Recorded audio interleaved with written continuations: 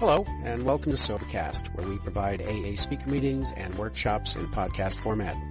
We're an ad-free podcast, and if you enjoy listening, please help us be self-supporting by visiting Sobercast.com, look for the donate link, and drop $1 or $2 into our virtual basket. We hope you enjoy the podcast. Have a great day. My name is Hotse. I'm an alcoholic. Hi. This is the fourth week, so obviously this is the fourth step. And we've talked about the first three steps, which is really the preparation for the work that's at hand. The thing about the first three steps is that they are basically the precursor that we need to understand before we're capable to do the work. It's what we need to do and understand about ourselves before we can actually go do the work that's necessary to change who we are. The problem is that it's easy to do the first three steps because it doesn't take much commitment in terms of looking at yourself. It takes being honest in the first step. It takes understanding that I don't have the answer for my problem, but something else, somebody else, a higher power may have the answer, and that can lead me out of my insanity. And in the third step, it's a decision that I make, a decision to trust the process, and as it says, to turn my will and my life over to the care of God as we understand Him. Those are fairly easy things to do, although the sentences may be difficult and the concepts may be difficult. But the problem is this. This is where most people stop. Most people stop at the third step. And they'll have excuses like, I'm stuck at the third step. Or I don't understand the concept of God. Or I don't want to feel like I have to believe in, it's too religious for me. Or turn my will and my life over is too difficult to understand. Etc. There's plenty of excuses. But the bottom line, and the biggest excuse of them all, which is really what all the excuses are, is that nobody wants to do the fourth step. You know, people are stuck in the third step for 9 months because 8 months and 3 weeks they're procrastinating doing the fourth step. Because in the fourth step, and I think innately, somewhere deep down, when we read the fourth step, we know it's the end of BS. It's the beginning of something new. What new? I didn't know. Now I've been in therapy. I've been in Phoenix House. I've been in encounter groups. I've been in Gestalt. I've been in Primal Screen. I've been in psychotherapy. I've been in all kinds of groups. I mean, some of the weirdest stuff out there, I've been there.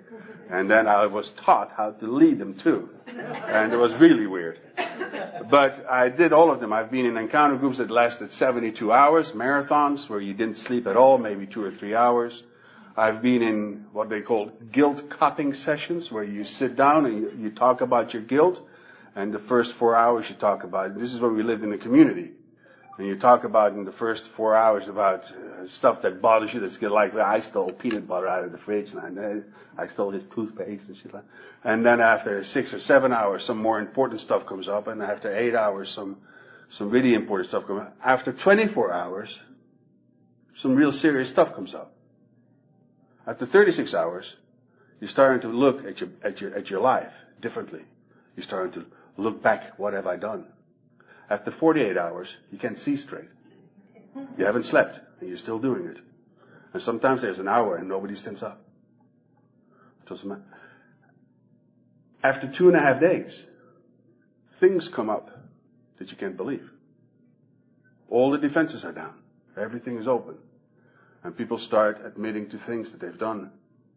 And it becomes a very emotional, anyway, the bottom line is, I've done all these things. Nowhere ever, in all these therapies, mind you, I did all these things and I kept using. I kept drinking. That's how good it was. Right? It was impressive. And it was very interesting. And it was sometimes mind-blowing. And it was all kinds of stuff. And especially the era at seminar training, EST, which is now called the Forum, I think. Anyway. But I kept drinking. I kept using. Nobody in all those therapies ever asked me, write down your resentments. Nobody. All those guys that spent years and years at school learning how to deal with us, it took one of you to tell me what to do, what made sense. Just write down your resentments. And that's what the 4th step is about. I knew deep down that when I was going to write down my resentments, I was going to expose something. I was going to show something about me, but I wasn't sure what. I knew I didn't want to. And I knew it was going to be personal. And I knew it was going to make me feel vulnerable. And being personal and vulnerable, that's not my piece of cake. But just like I followed the suggestion not to use and drink between meetings, I followed the suggestion to get a sponsor, I followed the suggestion to go to meetings every day, I followed this suggestion as well. I followed the suggestion to write down my resentments. And the first thing I learned is something that has stayed with me till today, and I say it a lot. A resentment is an attitude. It's an attitude that says that what's bothering me is somebody else's fault. For me, that was profound. Because it made me understand that if my problem is outside of me, then so is the solution. If I want the solution to my problem, I have to make the problem part of me. Because the Serenity Prayer says, I cannot change anything but I. I cannot change you. I cannot change the way you think about me or what you're going to do. I can change myself. So if I am fed up and tired of my problems and of my life the way it transpired, I'm going to have to learn to understand that the problems that I encounter are my doing.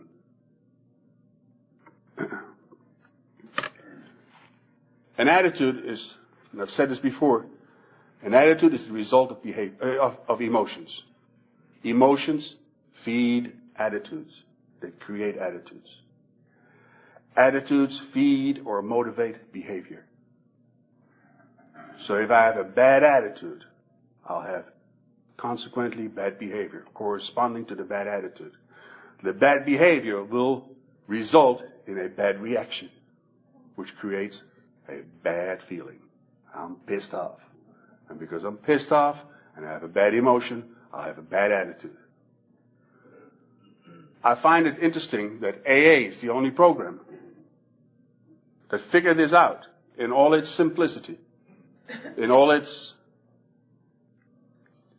candor, in all its, the way it's written down in few words, that as simple as it is as profound. I write down my resentments. I do what's called a searching and fearless moral inventory of myself. I write down my resentments. Whom do I resent? What did they do? What did it affect inside of me? What part of me was hurt? My manhood? Did I not feel like a guy? Did I not feel like I'm part of? Did I feel rejected? Whatever. What part of me was hurt? How could I have prevented it? And what was my part in it? Those are the 5 things.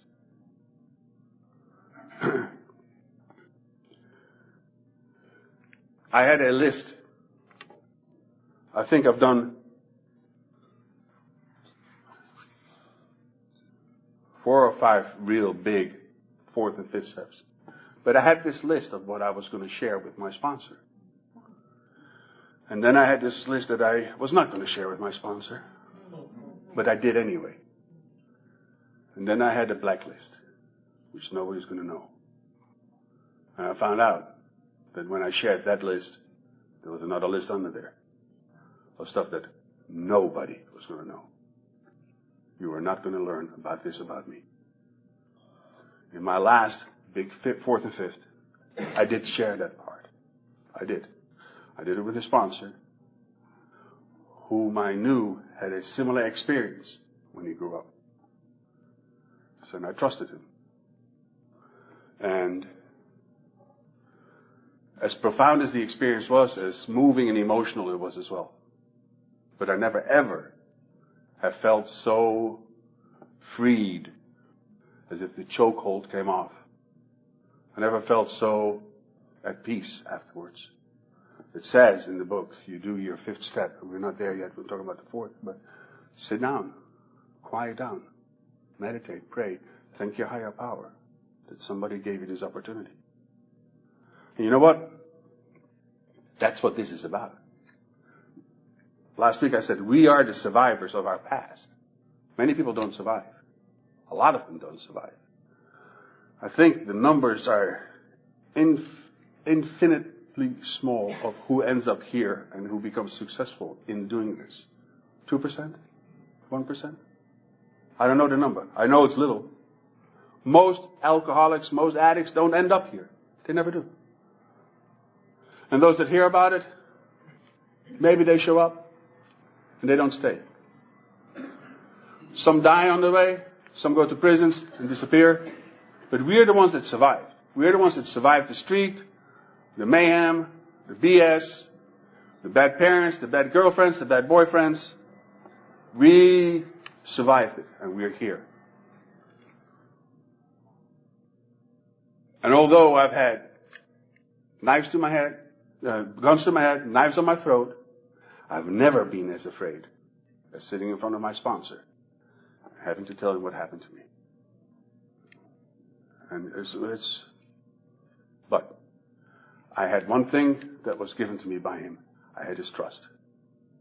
So I did what was asked. And the result was amazing. But I'm going ahead of where I want to go. It says, made a searching and fearless moral inventory of ourselves. That's the step. The tradition associated with it says each group should be autonomous except in matters affecting other groups or AA as a whole. The overriding principle that goes with this is courage.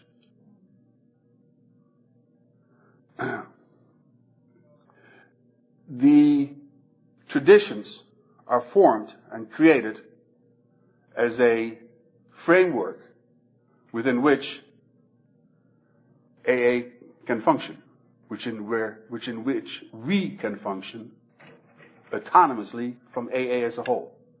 Each group has its own setup, its own making, its own format. It's the way we want to do it. There is no specific way it has to be done. Nor is there a president, nor is there somebody who's in charge. We choose amongst us who runs the meeting from month to month. It is that safety that the traditions create that allow us to work the steps. This tradition, although it seems like it may not be congruous with what this step says, actually does create the safety to do what we need to do in step 4. The group as a whole, as we are, much like the individual, must eventually, at some point in their life, and some point in the life of the group, conform to principles that guarantee our survival. It is within the group that we do, when we do the 4th step, the beginning of the process of change that guarantees my survival. The same thing with the tradition. It is, we are given the freedom to do the group the way we want to, as long as there's 2 things we do not touch. We do not injure AA. We do not infringe upon AA's idea. And we have no affirmations with any other institution, with any other situation, with any other body. We're on our own. We're independent. When AA started out, Bill W. joined the Oxford group in 1934.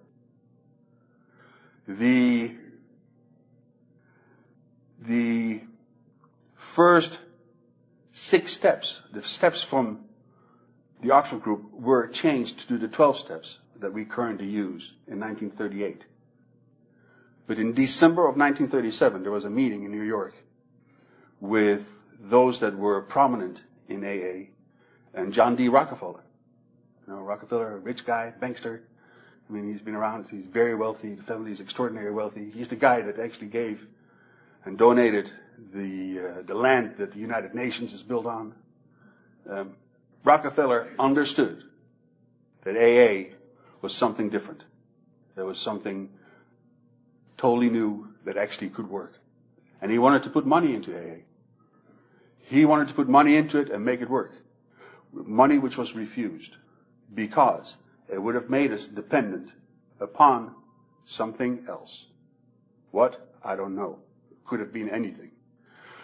But that money was never given. It was never accepted.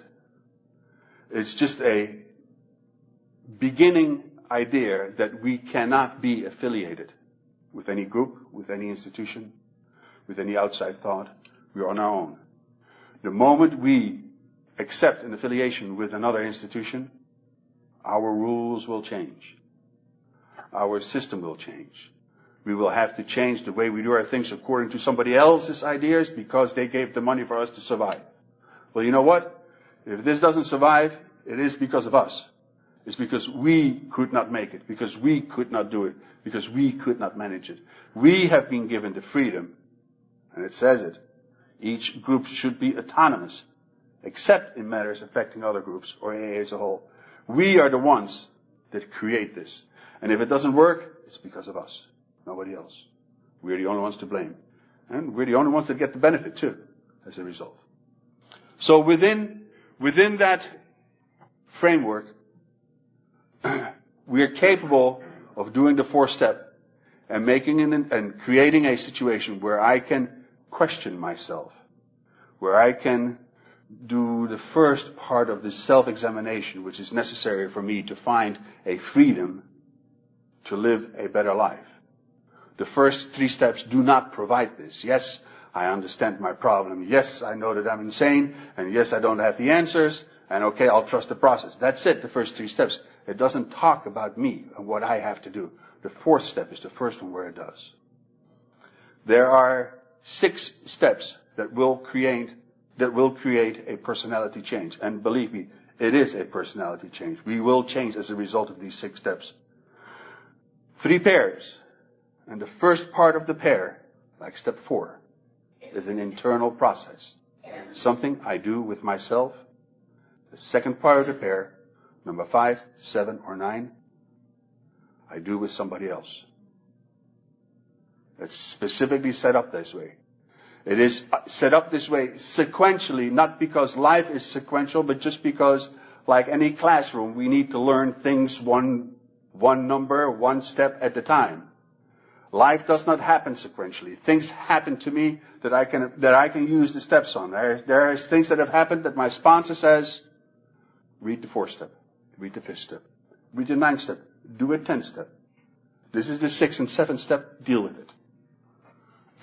Actually, he likes to say that. Life is lived in the 6th and the 7th step, and then he usually hangs up. But he says something else. It says, made a searching and fearless moral inventory of ourselves. And my sponsor has a nice saying that I like. It says, sobriety is not for cowards. And I like that, because it's true. I've had to look at things that I did not want to look at. Not only that, I've had to talk about it. I had to show it. I had to expose it. I had to tell things about it. I had to lay it open. No matter what.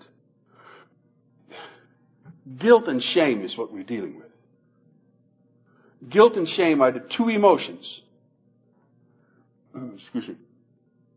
Guilt and shame are the 2 emotions, the only 2 emotions, that tell me who I am, what I am worth, or not worth. You know, we hear that we do get what we deserve. We don't. I don't believe we do, at least. We get what we are, or what we feel we are deserving of. That's what we get. Totally different. Guilt and shame are the 2 emotions that tell me what I am deserving of. And as long as guilt and shame reign in my life, I will not be deserving of anything because I'm guilty, because I'm shameful, because of the things that I've done to myself and to others, because of things that others allowed to do to me, the things that I've taken from others, the things how I hurt other people. All those things have made me look back at my life in a specific way. I like to look at it this way. It's like a picture book. I look at my life and I see these pictures. And they remind me. There's pictures of me in that book.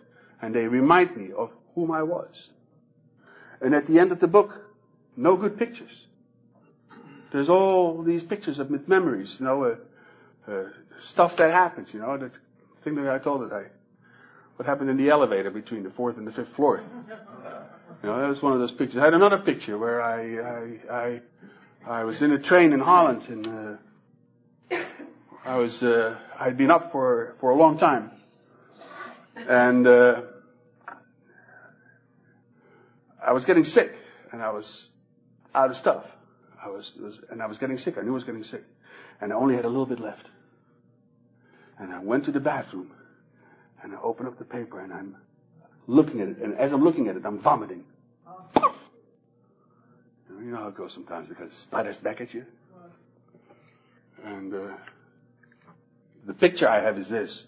Me on the floor in a public bathroom in a train, dipping on the floor, finding out where the stuff is and putting it in my mouth, not caring what else goes with it. It was nasty. It was nasty. It was nasty. Before I vomited, it was nasty. That's another picture.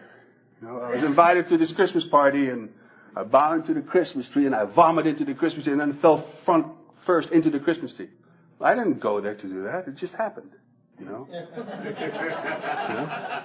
wasn't my fault. It was the eggnog or whatever. So I have these pictures. And all these pictures remind me of me. And there's plenty of those. And I didn't have one picture where I could say I feel good about that. I learned that if I start sharing these things with somebody else, if I start sharing what happened to me, and I start talking about this, that the power that these pictures have over me diminishes. For some reason, and I'm not sure how it works, but I think just daylight. If daylight shines on the problem goes away. At least these type of problems. And I found that sharing these problems with another person,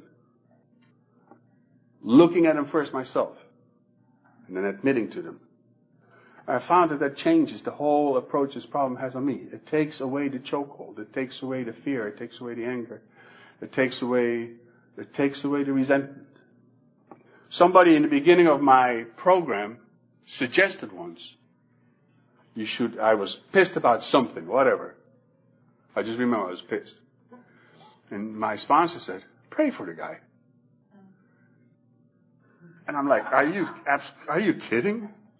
Are you effing kidding? I mean, really. And, that was the last thing I was going to do. Are you kidding? I mean, really?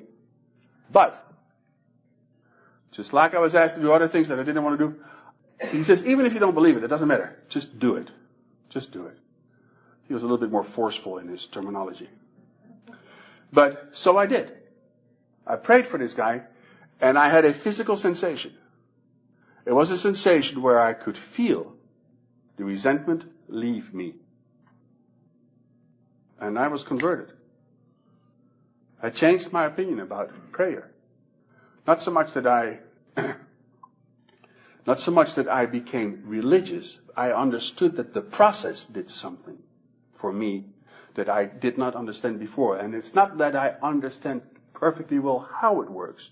I just know that it does work. And I'm not questioning it. And I still do this.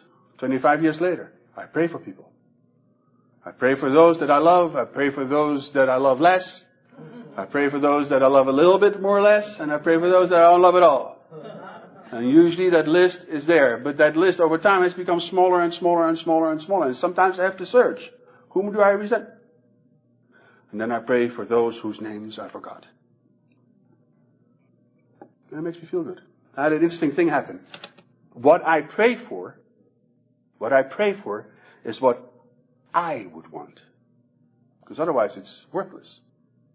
I pray that this person that I resent gets what I would want to get. Otherwise it's not valuable.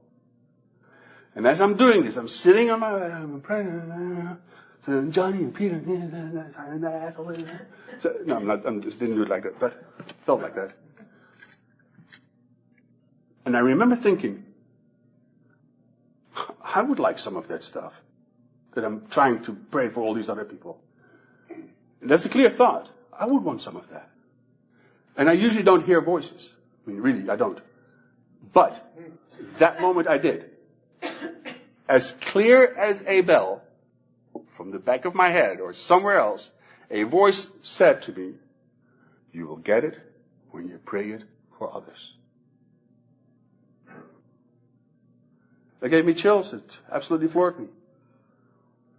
I don't know who said it, what said it, how it came. I did not imagine it. It was absolutely as clear as a bell, as loud as daylight. So, I do it. And the voice was right. I have found that if I pray for others, especially those that I resent, and I pray for them to get what I would like to receive, that my life gets better. It's like a visualization process. It's like I visualize that those that I don't like, I may like because they get what I want. I don't know what it is. I just know it works. So, the searching and fearless moral inventory of myself is the first step in the program where I had to look at myself and learn to understand that I am not a victim of what's happened to me. I am not the victim of my life. I am the cause of my life. In everything, absolutely, unequivocally, without exception. There is nothing that happens to me that I am not the cause of. Even though it may sound unfair or unrealistic or whatever, it doesn't matter. Everything that happens to me, I cause. Even if it's done by somebody else at random. I walk across the street, somebody hits me with the car and breaks my leg. I caused it. Why? Because if I do not take responsibility for what happens to me, I can't fix it. So I caused it. I'm the one that caused the street. I'm the one that didn't see him, or maybe did see him, whatever. It doesn't really matter. I caused it. It is a harsh attitude to have, because it takes away all excuses. There are no excuses left with that attitude. I cannot blame anybody else, much as I would like to. But I can't, nor can I afford to. If I believe that my life is in my hands and that I can change my future, which is, I believe that. I believe that my future is the creation of my thoughts. It starts here and it ends up here. Everything in between is caused by here. I'm watching you guys. You're watching me. Where is this happening? Here? No. It's happening here. Nowhere else. Just like with you. It's happening inside of your head. Not out there. We happen to share the same room. We happen to share the same space. We happen to share the same wavelength, whatever you want to call it. So we can share with each other what goes on. But where is this happening? Inside of me.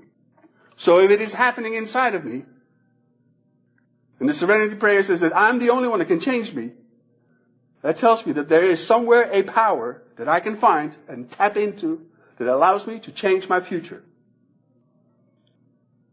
That's why I say everything that happens to me, there's no excuse. It is my fault. It is my cause. Fault may be the wrong word. It is my doing. It is my doing. There are things that are happening to me in my life right now that I do not like. I would love to blame somebody else. But I can't. It's my doing. Why? Because if it weren't my doing, it wouldn't be happening to me. Very simple. It's my doing. Even though that the guy who did it may have been dishonest, he may have been a predator, he may have done some things that are not allowed, it doesn't matter. The common denominator was, I was there. I'm always there. So, that's a powerful principle. And it all starts with the fourth step. It starts with the idea that if I can change the way I look at things, my world will change. This is a simple approach.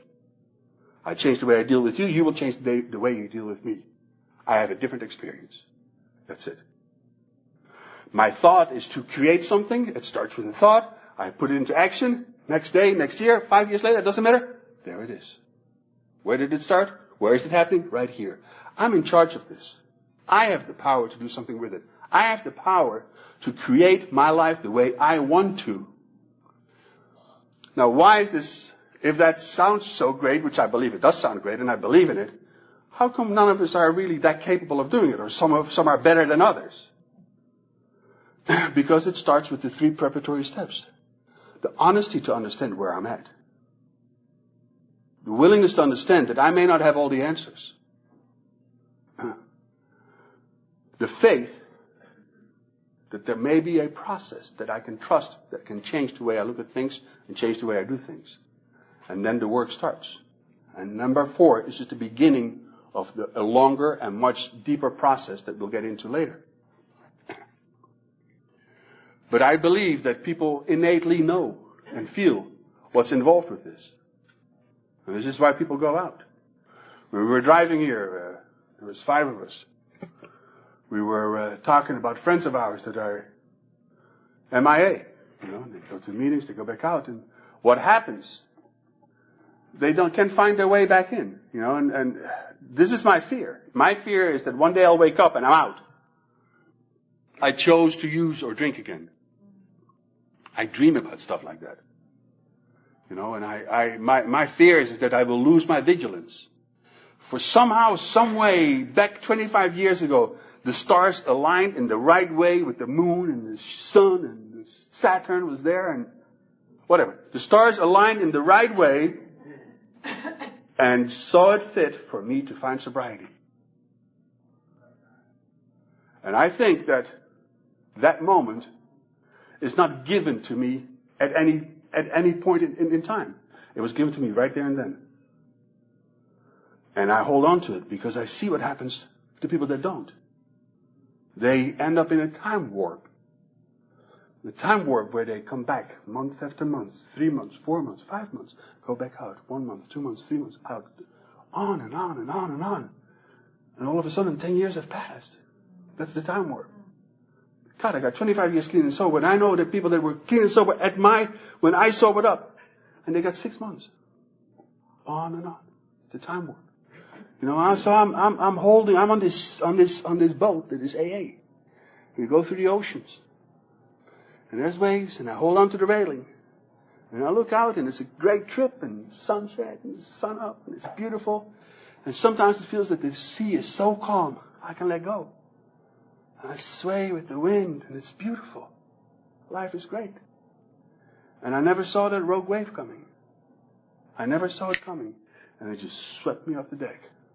So, I hold on.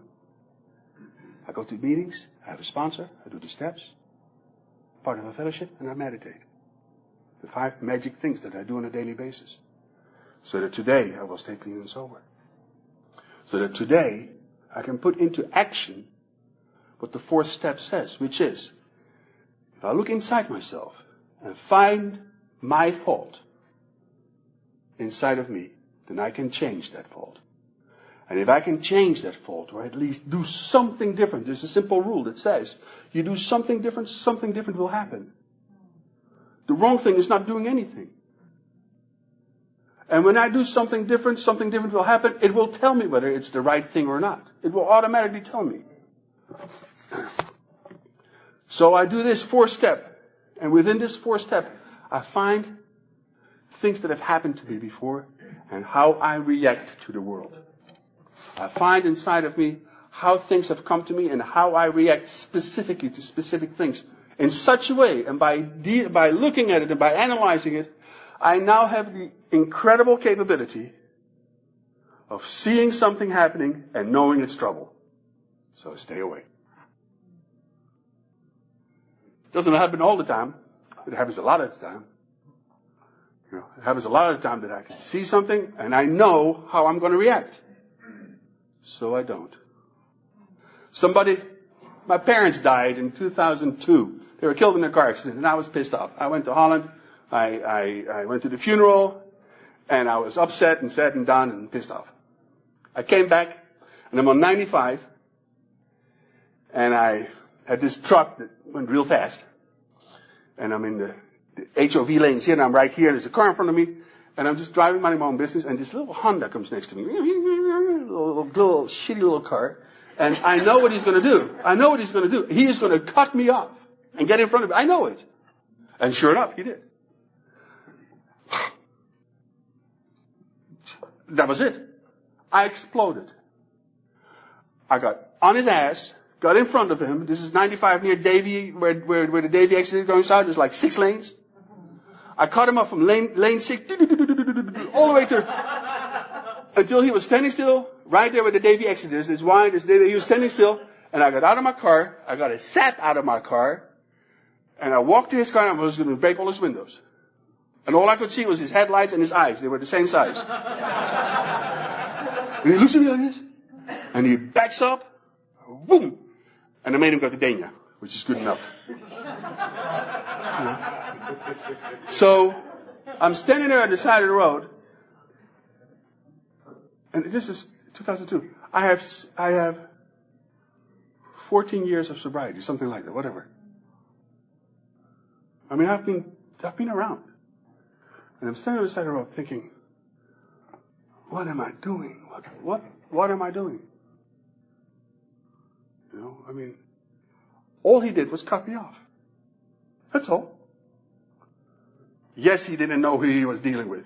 I grant him that. Do you know who I am? You know, that kind of bullshit. But all he did was cut me off. And I risked going to jail for it. My voice told me, kill him. And guess what? Had I done something stupid and had the cops shown up and had I gone to jail, that same voice would have said, you stupid. You stupid son of a bitch. How could you? That's when I learned to not really trust that voice. Because it's not on my side. It isn't. But I learned that if I don't deal with what happens to me, it deals with me. That's what happened that day. I learned that I got hurt. Hey, my parents died. Of course I got hurt. But I didn't cry about it. I didn't talk about it. I didn't do anything with it. I went to the funeral. I went home. And all that anger, all that feelings, this poor guy was the end result of it.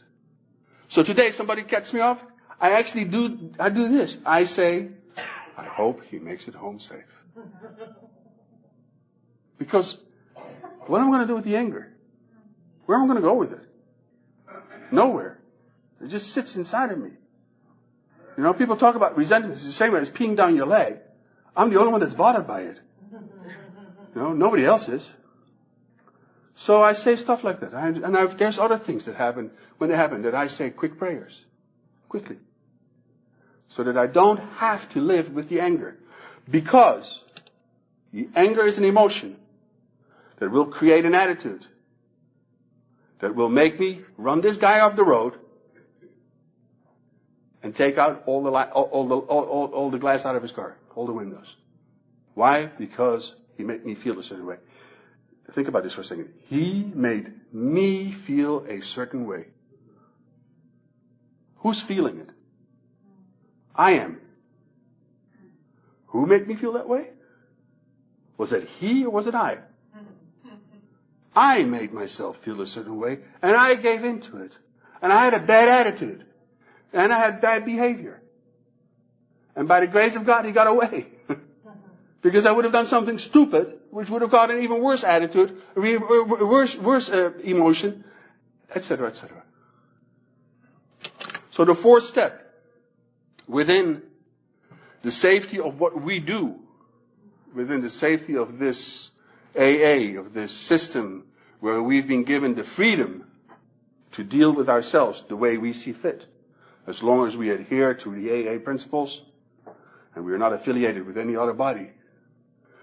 Within that framework, we can try to find our own truth. For one simple reason, is to stop the life we used to live, to stop the promise we used to have, to stop the mayhem that happened, to stop the anger that always came up, to stop the fear that I'm plagued by, to stop all those things. And I have found so far, after all the treatment facilities that I've been in, that this is the only thing that has worked. For me. That's good enough for me.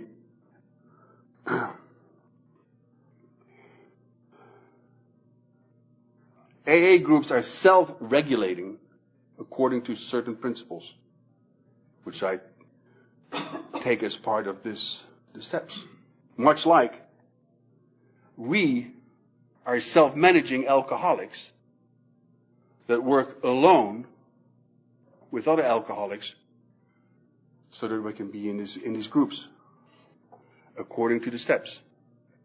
That's how the fourth tradition fits in with the fourth step. The fourth tradition creates a principle, and it takes the group on its own as part of the whole, just like we, on our own, as part of this group, find somebody that we can sit down with and deal and share our life with, and then come back to the group.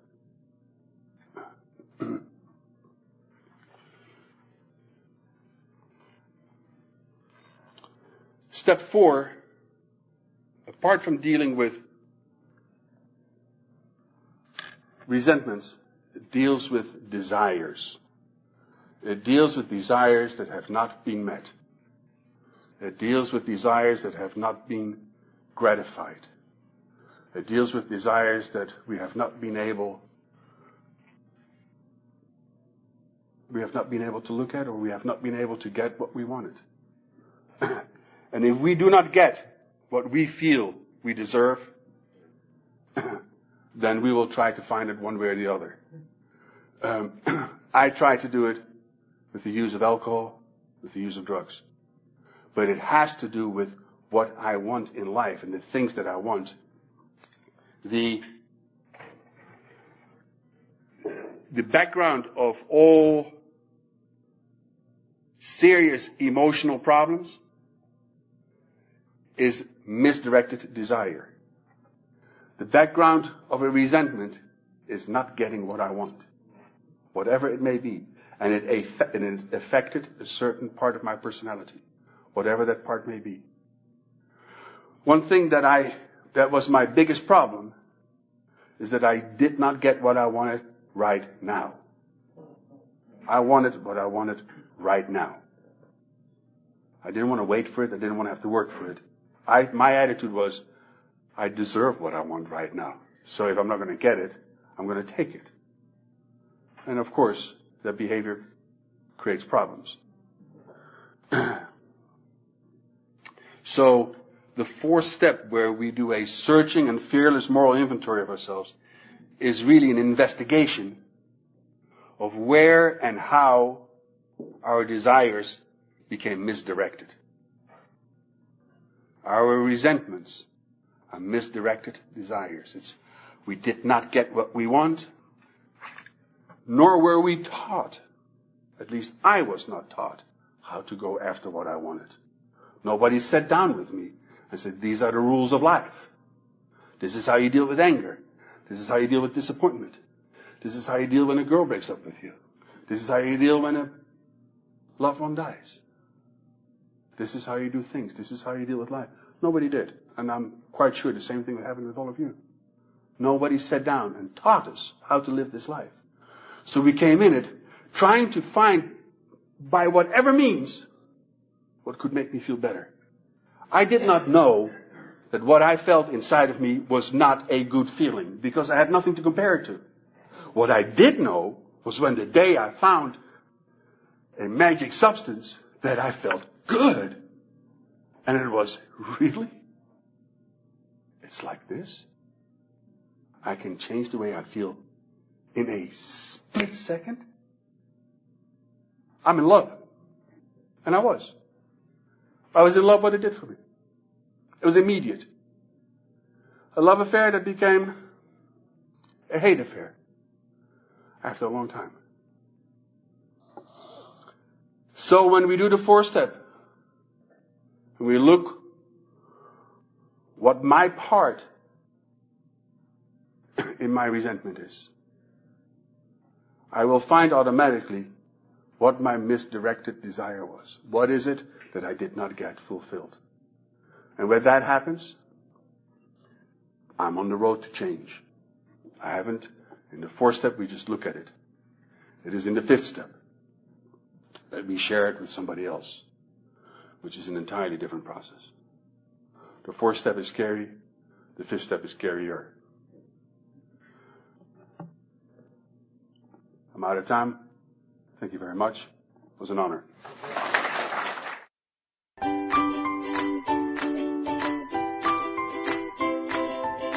Thanks for listening. I hope you enjoyed the podcast. Sobercast is ad-free, and we'd like your help in order to keep it that way. So if you'd like to help us be self-supporting by pledging $1 or $2 a month, visit Sobercast.com and look for the donate links. Thank you very much.